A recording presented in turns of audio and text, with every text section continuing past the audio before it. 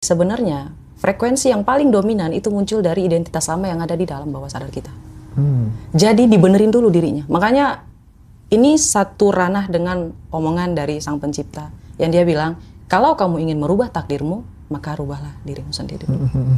Kalau kita mau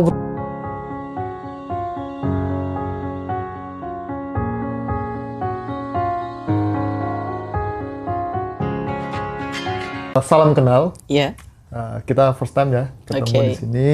Nanti kita akan membahas banyak hal yang mungkin bisa jadi pencerahan buat teman-teman ngaji Rasul. Yang pertama kita mau bicarain adalah Law of Mirror. Kenapa hidup ini selalu mengulang-ulang pola-pola yang sama? Mungkin bisa dijelaskan sama Kak Roma. Oke, topiknya langsung agak berat ya. Langsung aja.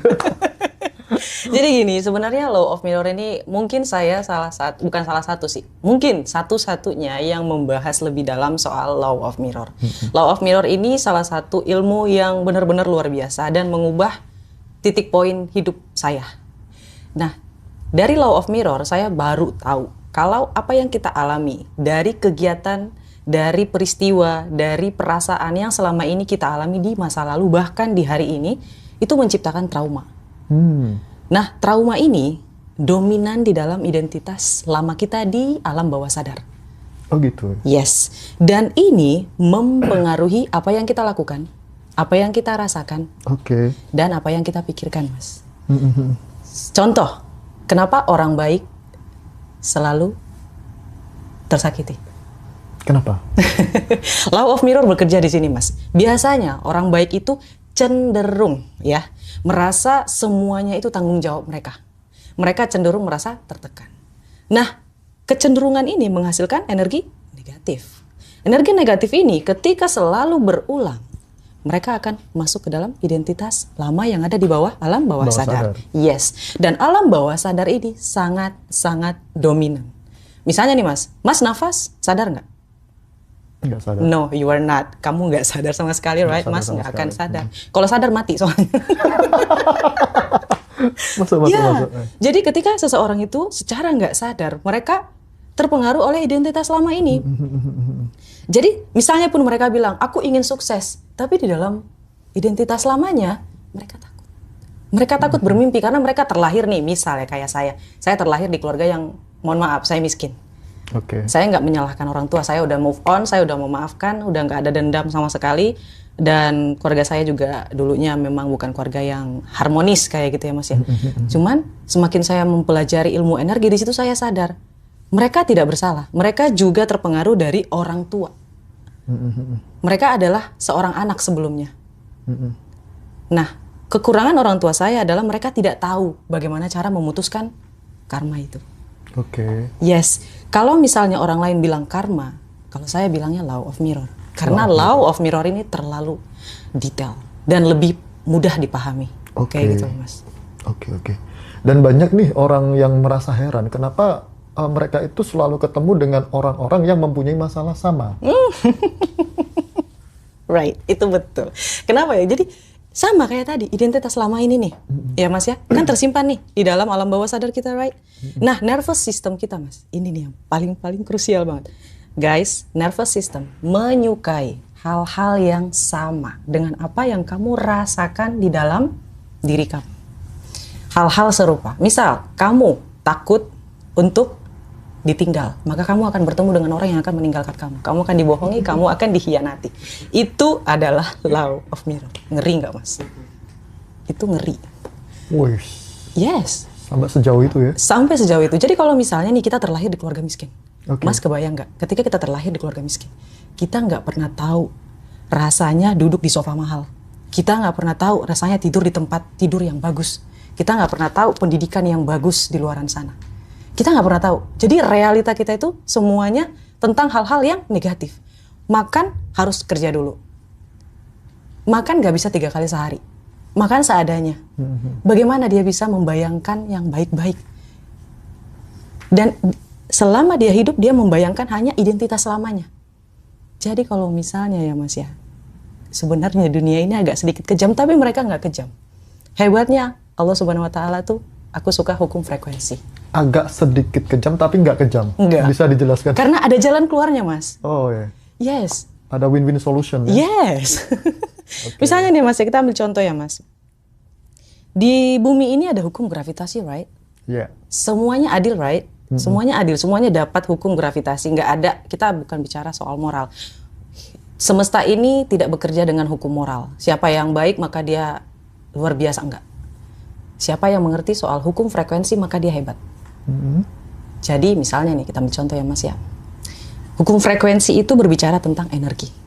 Oke. Oke. Sama yang tadi saya bilang, orang baik kenapa selalu disakiti? Kenapa seseorang bisa mengulangi hal-hal yang sama selalu setiap hari? Benar. Yes, karena identitas lama yang ada di bawah alam sadar. Ya. Sampai di sini Mas ya udah connect belum? Connect. Oke. Jadi biar saya lebih gampang jelasin. Karena maklum kadang wanita itu suka mengulang-ulang. Ini ya namanya wanita ya.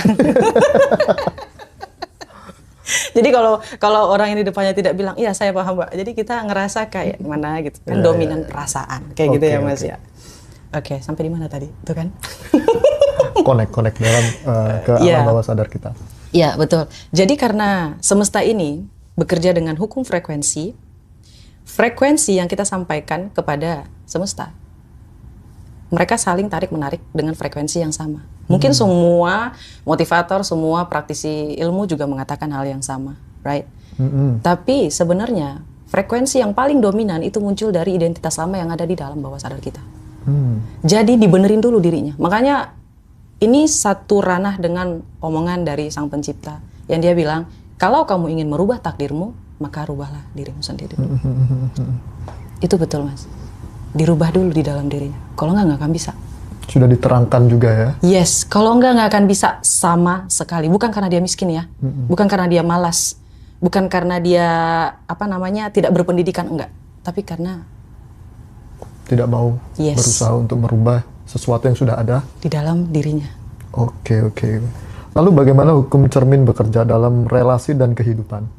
Oke, sebenarnya ini akan aku bahas dalam seminar aku, cuman khusus untuk ngaji Roso aku kasih. Terima kasih Kak Roma. Iya, jadi sebenarnya beberapa tadi aku sudah spill sebenarnya. Dalam seminar aku nanti akan dibahas sebenarnya masih ada cara bagaimana sih supaya kita itu bisa mengulang identitas yang lama kita masukin. Kita memang nggak bisa mengubah serta-merta, tapi kita bisa mengubah dengan sedikit demi sedikit. Misal, terkadang ya Mas ya, sebagai contoh saya terlahir di keluarga yang ya apa adanya gitu. Dan ketika saya masuk ke dalam mall, pasti saya was-was. Bukan jalan di tengah aula mallnya, bukan, tapi masuk ke tempat yang saya tidak pernah masuk. Di mana kemewahan itu begitu menguar kayak gitu. Tidak ada yang salah dengan saya sebenarnya. Tapi identitas lama saya tidak terbiasa dengan hal itu. Ya, itu salah satu contoh ya Mas ya. Karena saya perempuan, namanya perempuan suka shopping. Jadi jadi ketika saya berjalan, rasa takut itu ada. Sistem nervous Yes. berjalan. Nervous system di dalam diri kita akan menghadirkan situasi, hal, atau orang lain dengan situasi yang sama yang dengan apa yang kita rasakan. Misal saya takut ya Mas ya, saya takut untuk jadi kaya. Maka yang datang kepada saya itu bukan peluang, tapi situasi yang sama. Kayak, saya mau mulai contoh. Dulu saya Gojek. Sempat Gojek juga ya? Bukan sempat, memang 1 tahun saya sebagai Gojek. Keren banget. Coba sebutin Mas peran. Mungkin saya udah ngelakuin banyak hal pekerjaan. Serius. Saya pernah jadi cleaning service di toilet. Semua sudah saya lakuin. Bukan karena kekurangan uang ya Mas ya, bukan. Tapi memang kehausan saya tuh pengen tahu gimana sih rasanya jadi profesi ini, gimana profesi ini tuh apa gitu. Rasa ingin tahu itu tadi ya. Yes. Dan dalam profesi itu ada satu hal yang membedakan, kasta. Kasta. Ya, energinya kerasa Mas. Saya mulai memperhatikan orang kaya lebih sering senyum daripada orang miskin. Mohon maaf. Itu lebih sering senyum Mas. Faktornya itu apa? Kira-kira? Mungkin tidak ada rasa khawatir Mas. Really? Yes. Tidak ada rasa khawatir. Mereka ngerasa kayak di rumah sudah ada makanan, bulanan sudah ada, rumah ada, rasa nyaman. Dan mereka itu nyaman dulu baru terbiasa. Sedangkan kebanyakan orang yang ekonominya sulit, yang di bawah, mereka terbiasa dulu baru nyaman. Oke. Mereka terbiasa untuk makan apa adanya, lalu mereka ngerasa mereka nyaman. Dan ketika mereka nyaman, disitulah yang paling bahaya, Mas. Identitas lamanya masuk. Oke. Dan itu susah ya untuk... Yes, bahkan ada Mas yang tiba-tiba kaya nih, udah terbiasa hidup sederhana, tidur di bawah, boleh kan pakai tikar. Ketika dia kaya raya, dia nggak bisa tidur di atas kasur. Dia tidur di bawah. Iya benar. Ada. Betul, banyak. Karena identitas lama itu ya. Yes, betul Mas. Nah, cara mengubah, misal nih, yang Kak Roma tadi katakan ada yang namanya, nervous system, atau sistem nervous itu, bisa nggak diubah menjadi confident system? Bisa dong, bisa. Caranya? Berani. Surprise, kejutan Mas. Jadi kejutan maksud saya itu adalah kamu berani melakukan hal yang tidak pernah kamu lakukan sebelumnya. Awal-awal saya melakukan seminar online, saya nyanyi depan umum Mas. Oke. Sebelum saya sampai ke sini, saya berbicara kayak orang gila di dalam kamar, terus ditemenin sama teman-teman saya, salah satunya sekretaris saya juga. Oke. Jadi ngedengerin saya ngomong kayak orang yang lagi ngomong sama orang lain kayak gitu. Oke. Harus mengingat, bukan menginginkan ya Mas ya, tapi mengingat. Ah ini udah panjang nih, larinya malah ke law of attraction, sorry. Pertama tadi adalah melakukan sesuatu hal yang belum pernah kita lakukan, surprise yourself. Kejutkan diri kamu sendiri dan berani melakukan hal yang belum pernah kita lakukan sebelumnya. Oke. Kalau kita takut ngelakuin sesuatu, lakukan. Itu pertanda Mas, itu intuisi. Kalau kita mau berubah, ada yang namanya berusaha dan ada intuisi, usaha intuisi namanya itu. Jadi kalau kita pengen berubah Mas, ya, kalau kita ingin berubah, gak tahu kenapa, akan ada hal yang datang seperti seolah-olah sang pencipta itu datang berbisik sama kita. Misal, kayaknya enak ya punya mobil. Terus tiba-tiba ya Mas ya, dalam logaritma Mas taruh mungkin memang ada mic di dalam, terus dia ngedetect apa yang Mas inginkan. Enak kali punya mobil, terus tiba-tiba ada mobil, iklan mobil gitu ya. Nah itu salah satu contohnya. Terus tiba-tiba suatu hari nanti ada temen yang mau jual mobil, kamu mau ngambil nggak mobil aku? Mobil aku bagus loh kayak gini, aku lagi butuh duit, misalnya kayak gitu. Atau Masnya tiba-tiba pengen belajar mobil, yang sebelumnya belum pernah belajar mobil. Oke. Itu intuisi. Dan itu kita harus berani lakuin. Misal kita ingin berubah, terus tiba-tiba ada iklan seminar aku, misalnya kayak gitu. Kalau nggak muncul video aku di algoritma mereka kayak gitu. Oke, bicara soal berani ya. Ya. Yang namanya keberanian atau apa ya namanya, itu kan rentan sekali dengan yang namanya resiko. Nah, orang-orang kan biasanya belum dilakukan. Itu kan pasti mikir resiko atau konsekuensi. Kalau saya melakukan ini, kemungkinan terburuk itu pasti mereka sudah detect lah. Nah, cara menghadapi itu semua gimana Kak? Just do it, lakuin aja. Kan namanya juga berani Mas. Whatever it is, apapun resikonya, I don't fucking care, just do it. Apapun, Mas kehilangan apa sih? Waktu saya jadi Gojek, saya berpikir kalau saya nggak lakuin apa yang saya kehilangan, memang saya udah miskin. What I lose? Apa yang aku kehilangan? Gak ada. Aku coba, ya gagal ya ulang lagi. Hal yang paling berharga di muka bumi ini ya Mas ya, bukan uang, waktu. Semakin lama menunda, semakin kamu kehabisan waktu. Time ya? Yes, bukan uang yang paling berharga, tapi waktu. Oke. Dan ini berarti banyak people like guilty because mungkin mereka nggak berani melangkah dengan gara-gara bayang-bayang masa lalu di belakang itu ya. Jadi terjawablah sore ini dengan Kak Roma cara salah satu ya ini tadi yang kita bicarakan kan ya. Iya, itu nervous system yang ngomong Mas. Jangan, gak enak. Kayak gitu. Jangan, nanti kamu sulit. Jangan, nanti kamu gagal. Jangan, nanti kamu gagal kayak papa kamu. Nanti kamu gagal kayak teman kamu. Gitu Mas. Akhirnya kita pandangan secara tidak langsung kita sudah, iya papa saya dulu pernah kejadian. Iya, tetangga saya kejadian. Resikonya ini. Yes, terus betul. saya menjadi seperti ini. Nah, itu kan yang lebih mendahului kita sebenarnya. Iya. Belum melakukan sudah mereka yang pikiran-pikiran seperti itu yang mendahului kita. Iya, betul. Jadi intinya berarti apa tadi Kak? Berani. Lakuin aja. Apapun resikonya, asal kita tidak menghabiskan waktu. Ambil. Waktu ya. Karena kalau kita melakukan resiko yang besar, hadiahnya juga besar sebenarnya. Kalau mau hadiah besar, resikonya kecil, itu namanya penipuan. Right? Iya, sure.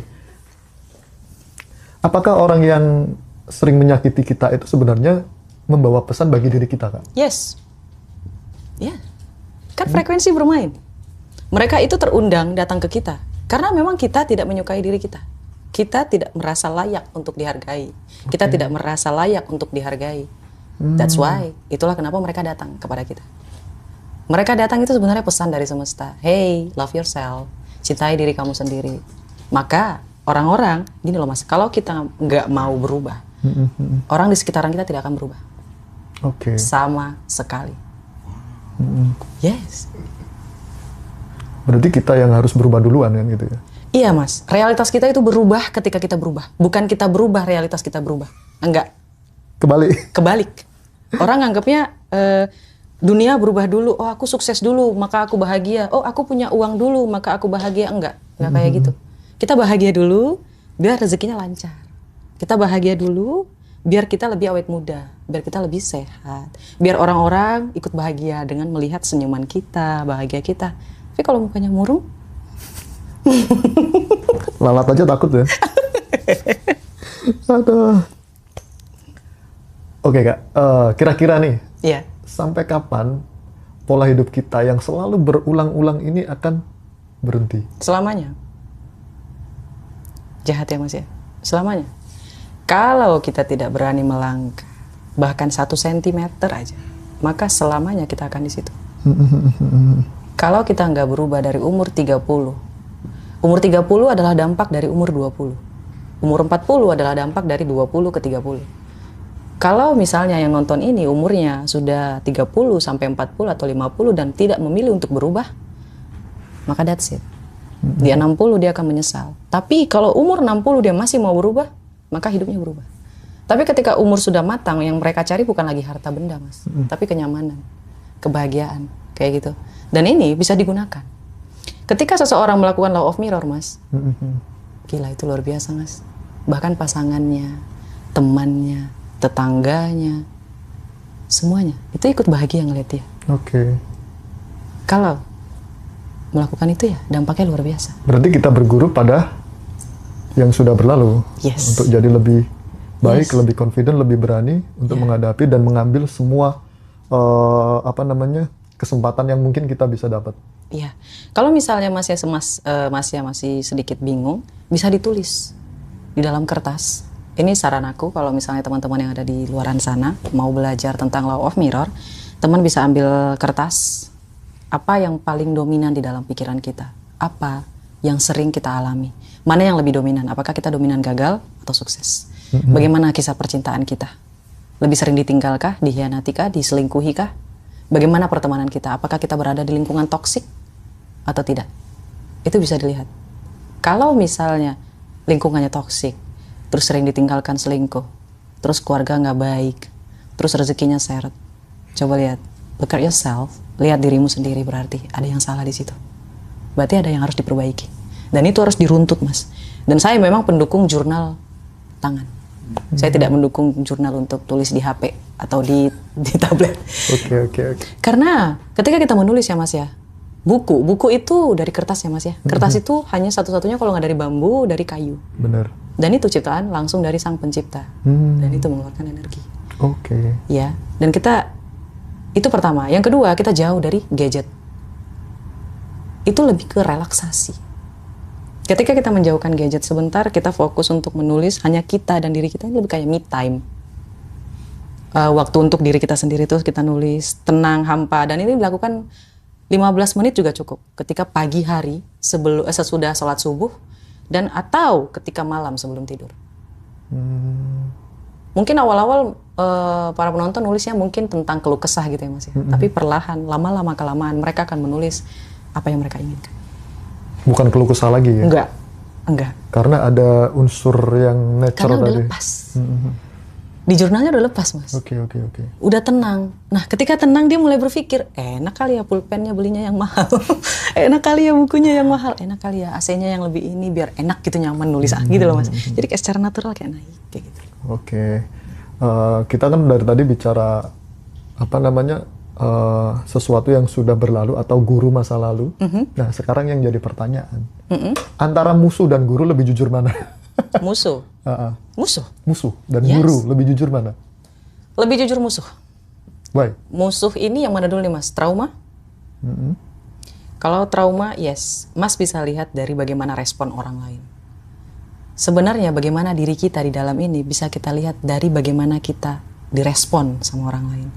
Kalau orang lain bahagia ketika ngelihat kita, berarti kita orang yang sudah berdamai sama dirinya sendiri, Mas. Orang tua kita ngelihat kita tuh bahagia, senang. Ketika kolega kita melihat kita tuh bahagia gitu loh, Mas. Pasangan kita ngelihat kita tuh bahagia gitu. Itu sudah mencerminkan siapa kita. Dan sebenarnya ya Mas ya, kalau misalnya kita negatif, mereka ini itu bakalan memperlihatkan yang jujurnya. Kayak gitu. Situasi, kondisi, atau hal, atau peran orang lain, respon orang lain terhadap kita. Itu guru dan musuh di saat yang bersamaan. Lalu dengan kita bicara lanjut nih, masalah orang kan banyak yang berkata saya ini menderita, jadi dari kecil kita diajarin untuk jauh dari penderitaan. Tapi sebaliknya, penderitaan yang lebih dekat dengan kita, kok bisa seperti itu? Iya, karena kan identitas lamanya bilang aku ini menderita, aku terlahir miskin. Sudah keluar-keluar dulu. Iya. Dan direspon gitu.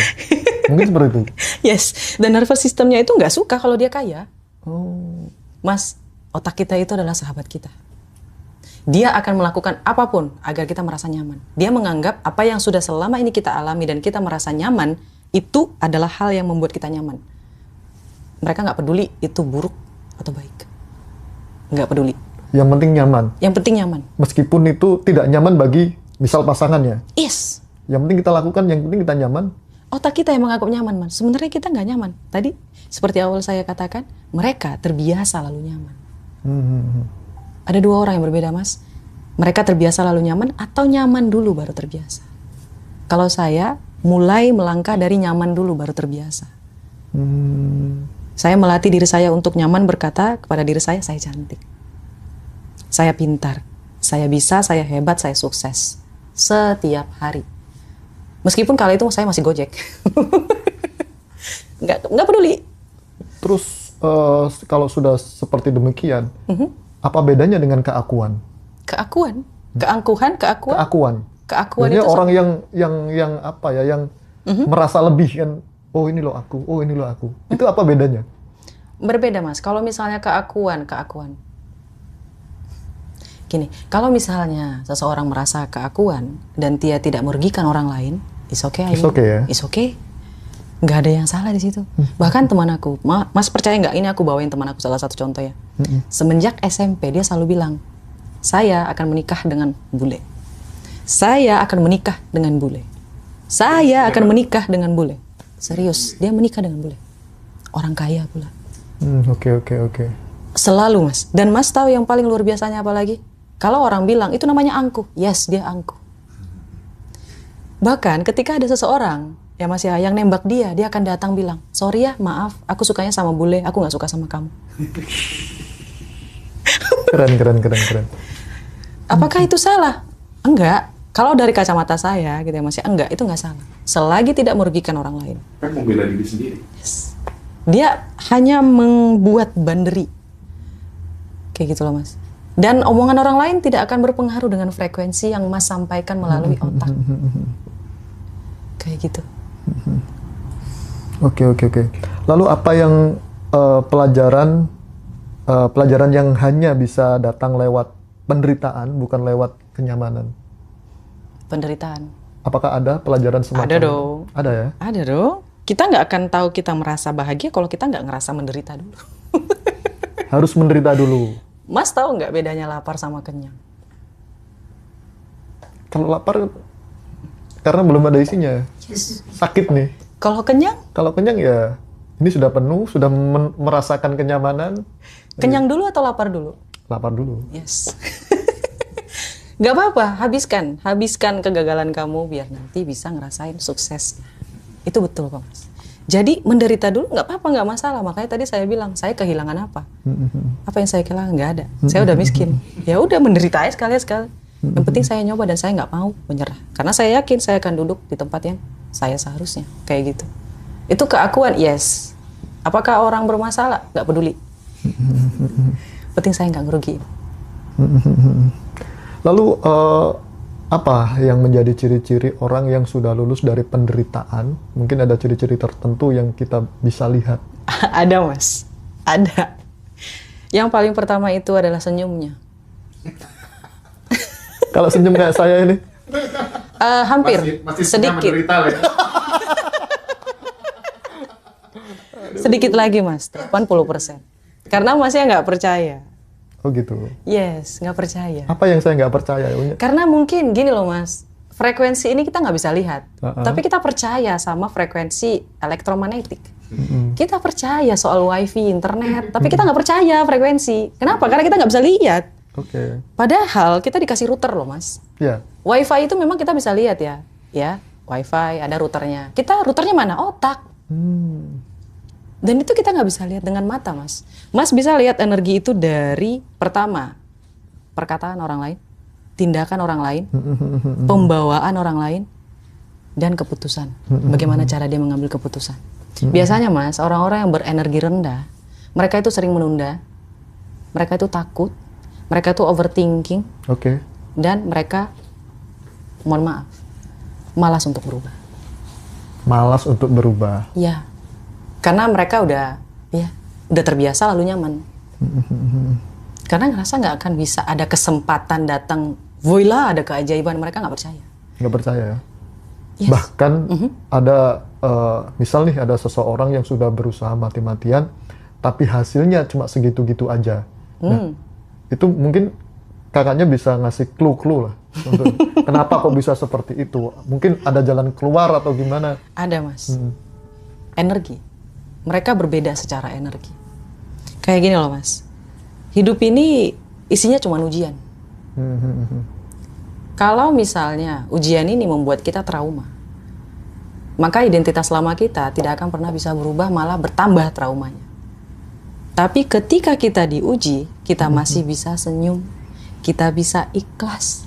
Bahkan ketika utang kita miliaran, kita masih bisa bahagia. Masih bisa kayak, ya Allah, aku serahkan padamu, tolong bayar utangku. Itu energinya akan berbeda Mas. Sama orang yang sudah berusaha mati-matian, terus dia bilang, sampai kapan ya aku kayak gini? Namanya juga orang miskin, ya udahlah, mau gimana? Berarti bisa dong naik level, atau levelnya cuma segitu-gitu aja? Selama dia nggak bilang, kayaknya aku bosan sama hidup ini, aku mau berubah dan aku mau merasakan hal yang lebih lagi. Aku nggak pantas ada di sini, aku pantasnya ada di depan, aku pantasnya ada di atas, aku pantasnya lebih hebat dari sini. Dan aku merasakan hal itu, Mas. Oke. Kira-kira ada nggak batin yang masih menolak keberhasilan? Ada dong. Nggak terbiasa, Mas. Kalau misalnya, kita maaf ya bawa satu orang ya, mungkin beberapa orang mungkin agak tidak suka. Timothy Ronald. Oke.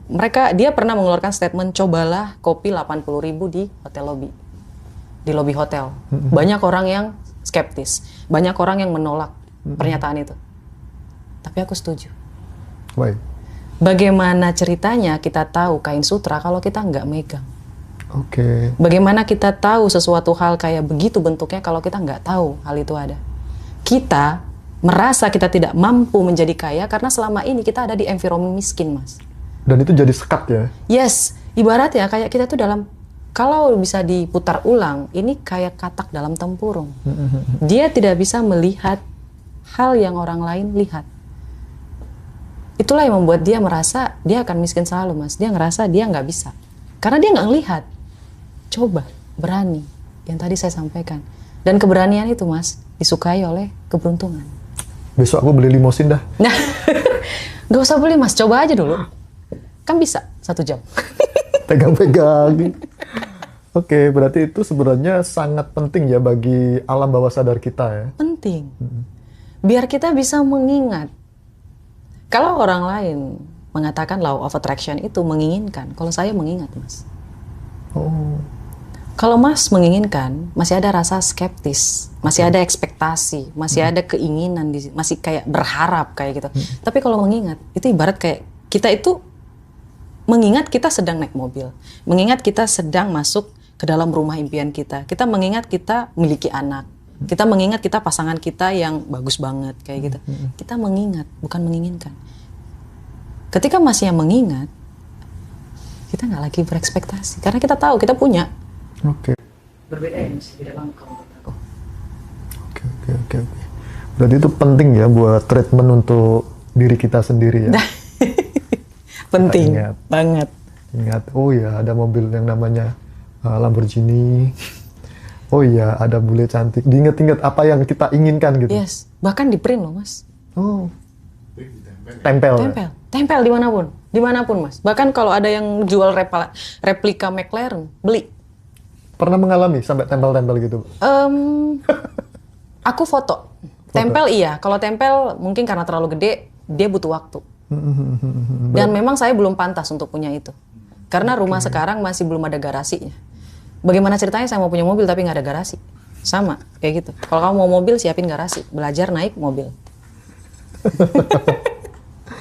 Oke. Itu usaha intuisi namanya, Mas. Usaha intuisi ya. Iya. Kayak connect gitu.